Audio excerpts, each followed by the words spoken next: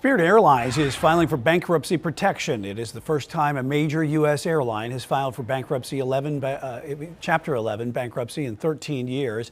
American Airlines was the last to do it. High operating costs, major losses, and debts led up to financial struggles for the company despite strong travel demand. Customers can still book flights and use existing tickets, credits, and loyalty points that they normally have. Chief Legal Analyst Khalif Rhodes joins us now. Khalif, is it normal for a size of this type of company to file bankruptcy, especially for an airline? When people see bankruptcy, they think it's the end, right? That's Chapter 7. Typically, yeah, Chapter we're on the bankruptcy 7, talk right? about this today. Right, you're like, it's a lot of bankruptcy yeah. talk, right? But if you see a bankruptcy, normally you're like, it must be over, it's failing. In the corporate realm, specifically Chapter 11, this is a restructuring. That's what it's actually called. It's a restructuring of debt. So you're attempting to move debts from one place to another and pay off a lot of these folks that you owe so you continue to do business.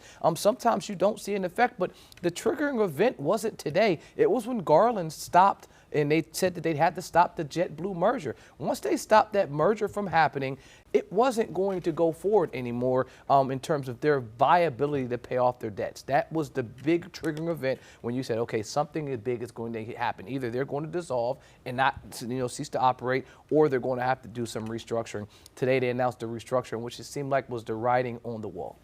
You know, it was coming up on the holidays. A lot of folks fly, and a lot of folks have been very wary about flying because of cancellations and things like that. What if they go through bankruptcy here and they cancel some flights? What happens? Well, today they mentioned that in the press release that they will continue to operate business as normal. But one thing you can say is this is a budget-friendly type of airline. They are targeting the lower type of tickets. And so that was one of the pushbacks from Garland and the administration. It was that if we allow this merger to happen, it will increase ticket prices. In terms of cancellations, they say that this won't occur, but they've already notoriously been an airline that's had major issues with cancellations. But regardless if it's Thanksgiving, Christmas, or Valentine's Day, it's really no good time for bankruptcy. It's not a good time for a business to, to say we're struggling with our debts. And flyers will say there's no good time for a cancellation either. It isn't. But if you're looking at that screen and you're saying to yourself, hey, I have one ticket that's, $1,000 and I have a ticket that's 25% less, most folks are looking for the cheaper ticket as long as it fits within their comfort area.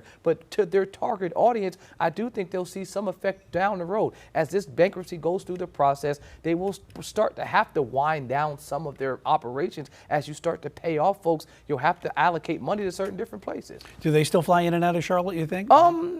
If I'm cutting it, I probably would. I mean, American is a big one here. Delta is a big one here. And so when in our hub specifically, we have a lot of traffic and we're looking for flights that are going directly to locations. They're more in that New York area, folks that are trying to get focus on there a little bit. Yeah, I think hurts the competition somewhat though. It is. And that's what when they wanted to do the merger, they thought the merger of JetBlue and Spirit would allow them to compete with some of these larger airlines like the Southwest, like the Delta, like the American. But I mean, the government had another thing planned. New administration coming in, could that change? I think it could. I think the new administration will be open to a merger like that, but it just may be too late. I mean, if the damage is already done and you can't pay your debts, those debtors are sitting on the sidelines waiting to get paid. Yeah, all right. We'll have to see what happens with Spirit going forward here, but in the meantime, they have filed for Chapter 11. All right, Chief Legal Analyst Khalif Rhodes, thanks.